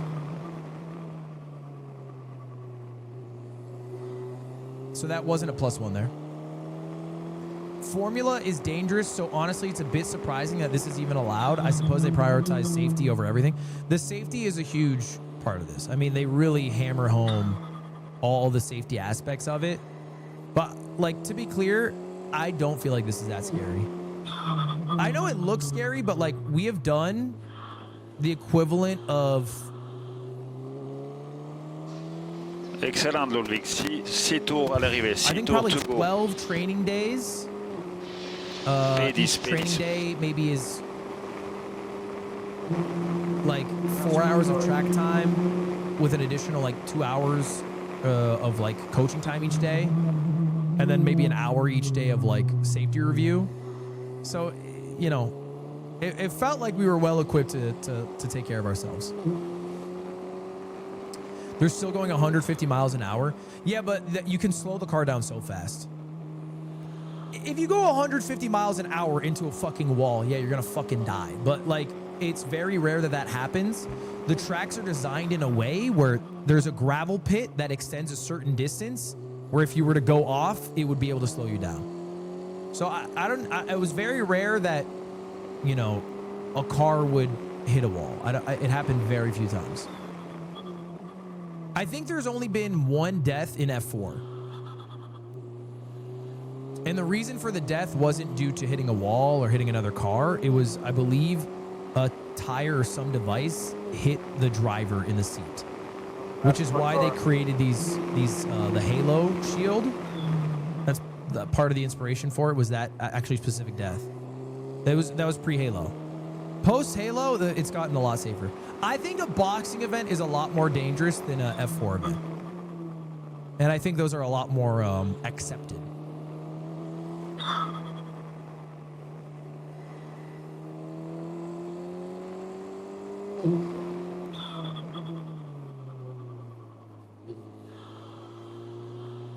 So anyway, the race was very chill for me. Like, I'm kind of just tapping it in. That's my car. 5 laps to go. P10. There's 5 laps to go. I'm P10. Like, I don't think I see somebody else for the rest of the competition. I think the next 5 laps is genuinely a joyride where I'm smiling ear to ear, just having a fun time driving. Like it's a practice session. Because the P9 is 30 seconds in front of me. I think P11 is like 5 seconds behind me, maybe more at this point. So I'm chilling here, bro. This was fun. I'm not gonna lie, this was probably the most fun I had the entire weekday or weekend.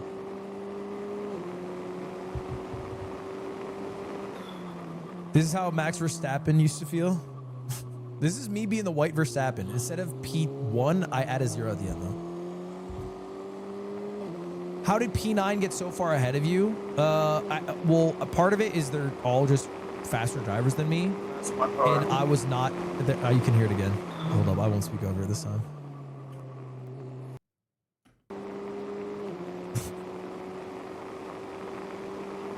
That's my car. You can barely see it. I'm the master of my car.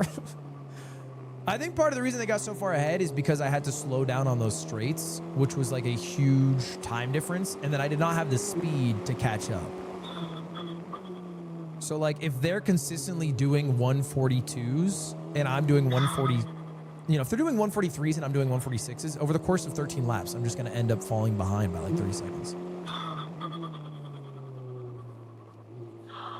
So the fighting slowed me down, and then I don't have the speed to catch back up.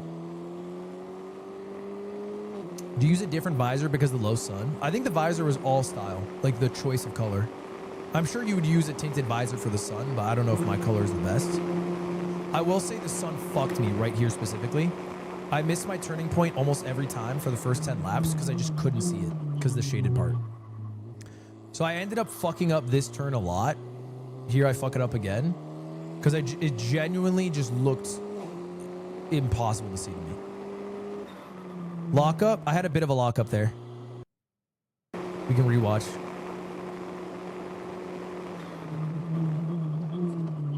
So just for a second, the tires lock up. I managed to get control without going out of track limits.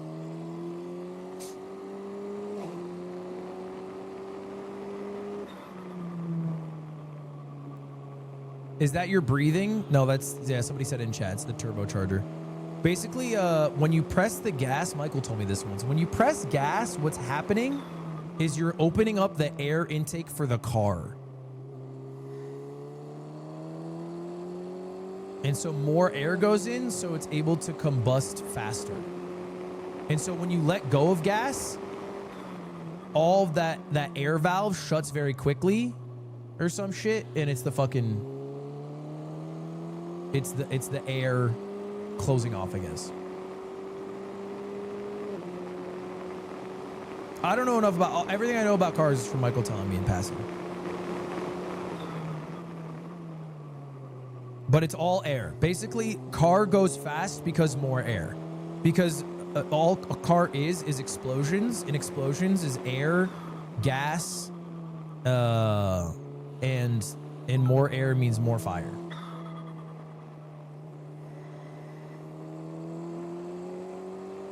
So I always thought turbo was some like, I don't know, when I was a kid and I'd watch Fast and Furious, I thought turbo was just like special fuel. But it's just more air. 3 laps to go, P10.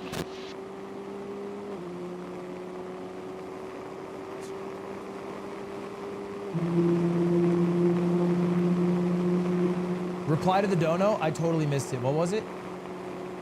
Lud, what other sports do you hope Red Bull will sponsor, or are you just focused on racing? What other sports do I hope Red Bull will sponsor? That was a good one. Finally, we did T2 nice.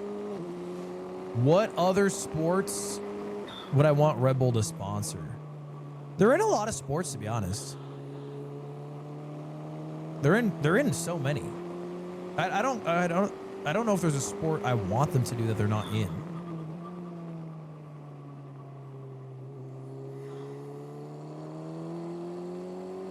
Maybe baseball? That'd be cool. I don't think they have a baseball player. I think I got faster this lap. This might be my fastest lap. When Cam makes the video, I'm going to have him put lap times on. Cam! You hear me breathing out. Master of my car. I'm the master of my car every straight, bro.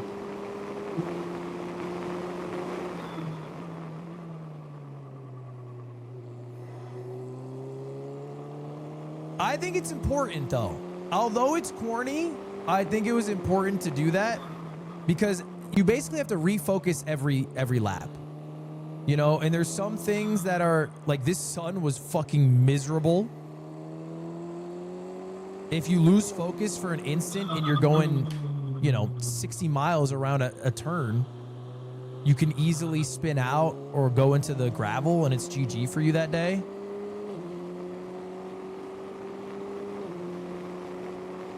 Is it open mic? Yeah, it's open mic. Would you throw this event in the States? I don't know if it'd work as, I mean, it wouldn't be like this.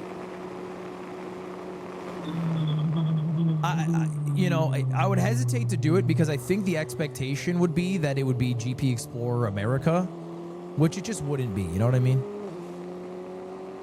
Ignoring even the cost aspect of this event, because this event costs, I think Squeezy's maybe said 10 million euros.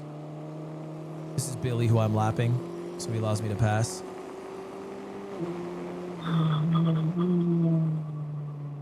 Yeah, I think Squeezy said this costs like 10 million euros. So like, even ignoring if I had $10 million or 12 million, I guess, to spend, like, this was their third time doing it. You know what I'm saying? They got really good at this event. Le gap de la voiture they devant had learned 20 a secondes. lot Le gap of voiture lessons devant from the 20 first secondes. two that made this one like flow very well. The programming was great. I mean, even the camera shots were nice. The way they took care of their drivers, like everything was so well taken care of.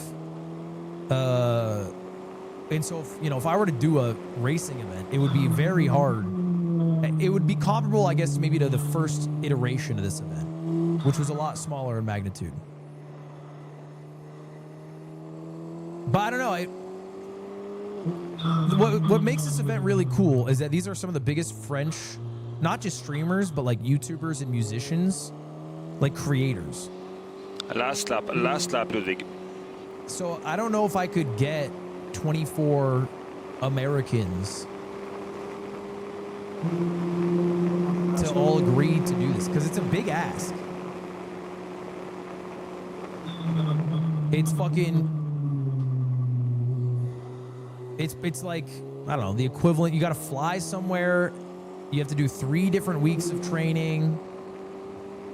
It would be hard.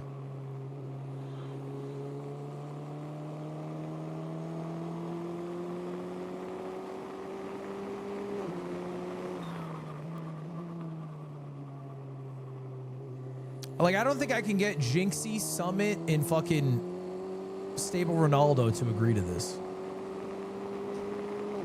No risks. I think I just said I'm racist. What was that?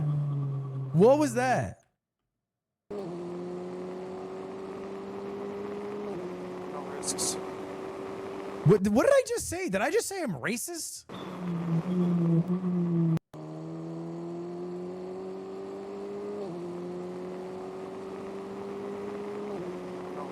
No risks. Yeah, I think I had gone a little close to the track limit there. So I said no risks. Because I literally see nobody behind me, nobody in front of me. There's no value to being 5 seconds faster or 5 seconds slower, as long as I just finish the race.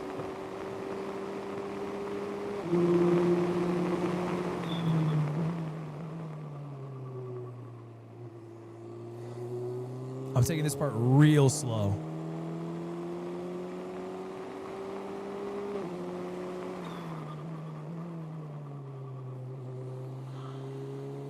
Dude, this was very sad, though, to see. I didn't even notice that. Holy shit, the smoke show. That was sad to see. Squeezy in the gravel. Oh, my God, that was sad. On the last lap, bro.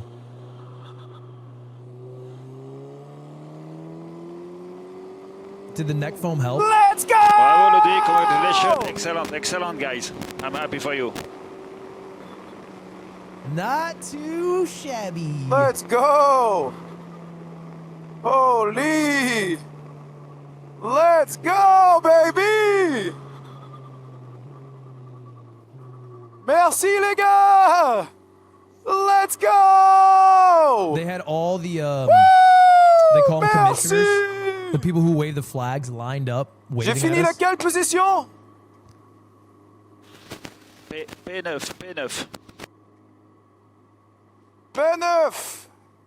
Trop bien, merci les gars! 9th overall, bro. Allons-y, merci! I think, honestly, I'm very happy with how I performed. I'm very happy. Even the race on Saturday with the rain where I didn't get to start the car on time and then I ended 14th. I'm even happy with like bouncing back from that mentally. I think I did super well in the qualifications. I got 7th and 8th, 9th in the race. So top 10 in all 3 of those. I think it was a strong showing, especially for the expectations that I had of myself and then other people had of me going in.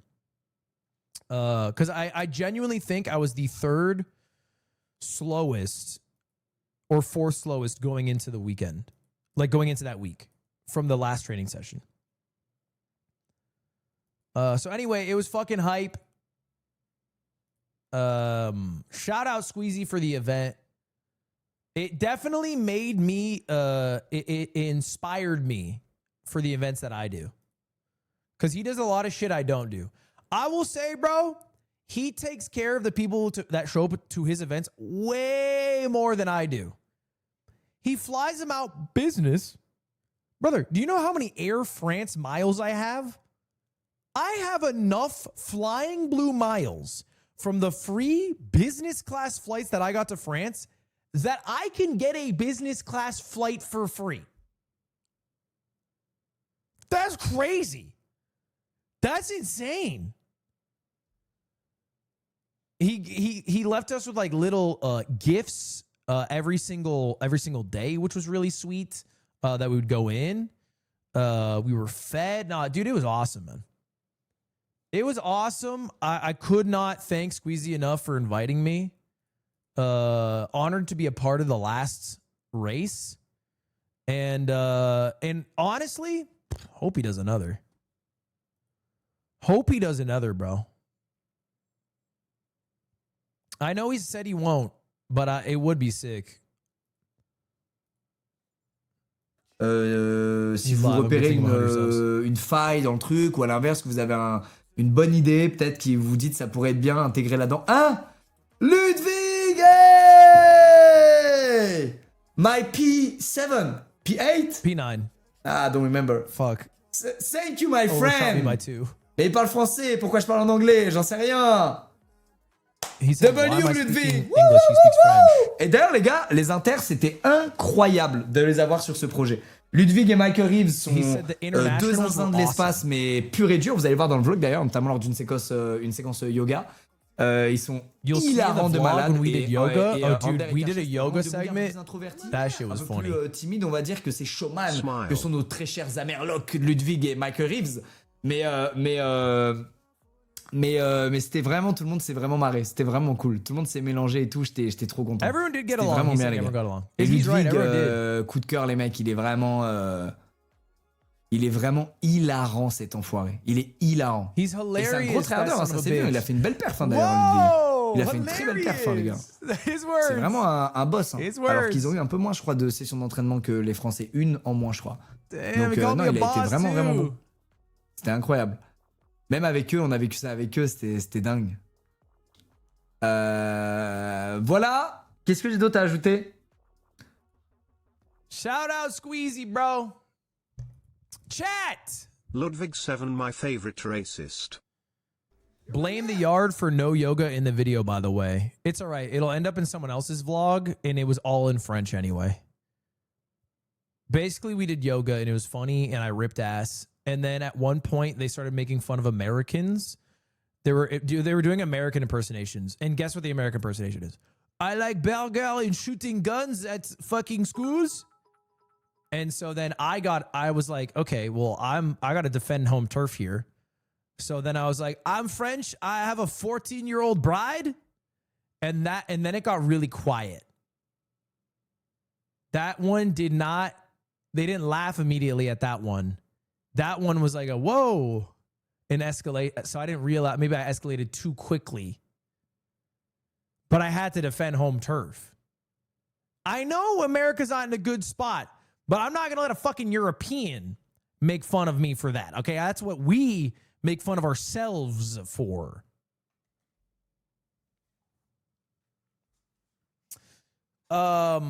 Did you listen back to the commentary? I did not. We'll probably watch more clips when we watch through the entire race with Michael. But for now, we'll just keep it at this. By the way, chat. If you guys didn't see, Dwag B said you are a revelation humor of GP. Merci beaucoup. En tout cas, c'est très gentil et j'espère que dans ma vie, je peux être encore plus marron.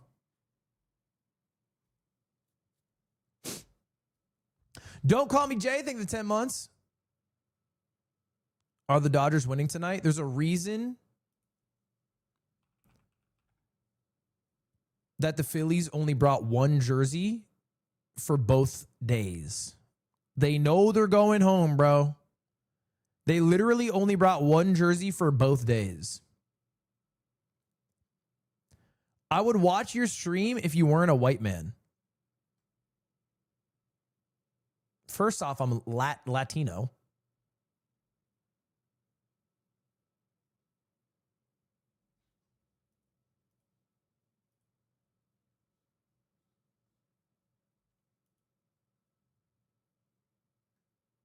Second off, name one bad thing a white guy's done in the past year.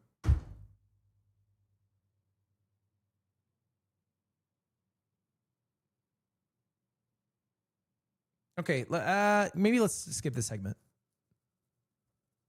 Okay, maybe we skip this segment.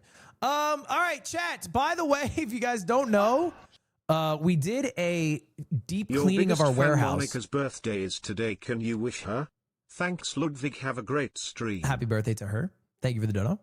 We had a deep cleaning of our warehouse. We have discovered a bunch of old merch. A bunch of very popular merch, in fact. Like our Mint Mogul Moves hoodies. We have some, chess boxing hoodies. The Spike Puffer. A lot of merch from the Cowboy Bebop drop, which sold out initially. It's all available on the website. Even the tapestry, which is normally much more expensive, is on sale right now for $25 because we accidentally printed it, but it was spelled wrong. But it's in French, so who gives a shit that it's spelled wrong? So if you want it, on sale, $25, hubba bubba. Get involved. Get involved. We have everything on here. We got the Pete Scam crew neck. Yes, sir. We got a bunch of shit. And when it sells out, it's gone for good. This is literally only on the website because we had a bunch of shit that was just at the warehouse, like burning a hole in the ground. 50 gifted on YouTube. Thank you, Everyman Journal. So anyway, mods, if you can pin the merch on YouTube and Twitch, here's the link. Is this, discovered? Like when they discovered the Epstein list? Okay, what are you implying? What? I'm selling fucking merchandise of mint blue hoodies. Like, what are we talking about here? How it?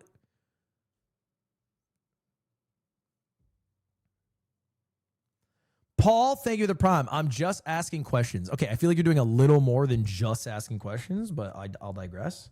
I'll give up this point. Anyway, chat. By the way, I was also on Wine About It. I've replaced Valkyrie as the host of Wine About It. So if you guys want, you can watch the latest episode of Wine About It, where I think it's the first time ever I do a solo episode, just me and Cutie. And it's a good episode. We talk about Taylor Swift and doctors swallowing cum to dissect what their patients have as a medical ailment. I'm not kidding about that. That happened. That happened.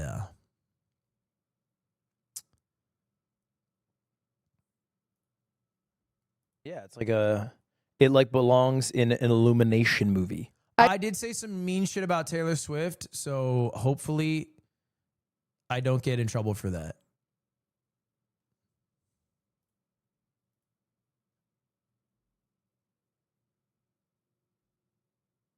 The 6-7 joke at 102 hit. It took like 6-7.